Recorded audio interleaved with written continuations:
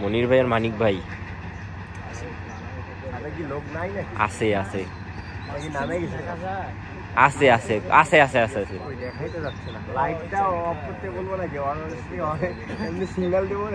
না light off করবে না গাড়ি তো উড়ি উড়ি আসছে মনে হয় আছে আছে আছে আছে আছে ঢাকা থেকে ছেড়ে আসা কুড়িগ্রাম অভিমুখী আন্তনগর ট্রেনটি রংপুর স্টেশনে প্রবেশ করছে। ট্রেনটিতে আমরা ভরপুর যাত্রী দেখতে পাচ্ছি। যাত্রীদের ঠান্ডায় অবস্থা খুব খারাপ দেখে চলে যাচ্ছে, সবাই খুব পোক্কা লেগে আছে। মধু মধু